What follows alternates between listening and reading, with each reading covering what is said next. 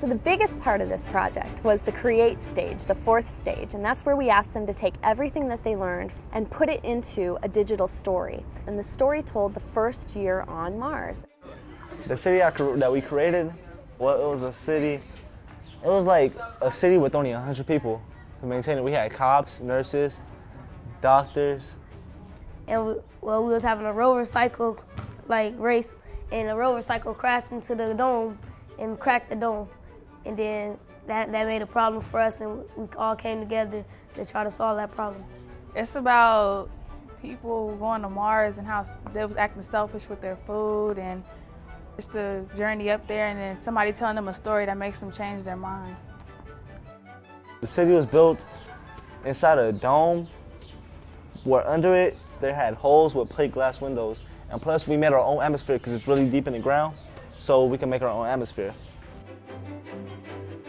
They have this final presentation that is a compilation of words and pictures that shares their idea of what the first year would be like on Mars for the first community.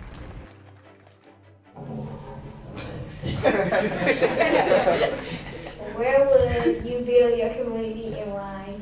We are going to live in the most humid area we can find. Our futuristic community on Mars will provide a safe living environment with no racism. Our community will have 20 nurses and 5 doctors, 15 police officers, including emergency people.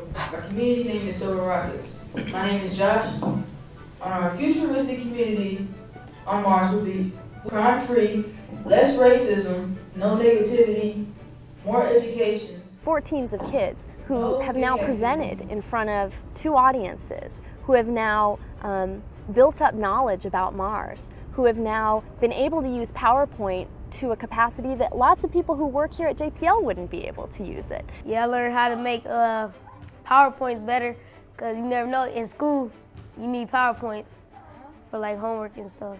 And I can say that when you start talking about kids of color, kids in inner city, kids of urban, who they only feel that their way out of the ghetto or the way out of the barrio is either through, I'm gonna be an athlete, or I'm gonna be a rapper. And you know what? Odds, studies, best practices show that these kids have a better opportunity of being a rocket scientist than either the other. You know, a lot of these kids who are there wanted to do an internship here at JPL, and it's just really cool to see that, you know, that they want to keep on going. I would like to be one of the first males on Mars.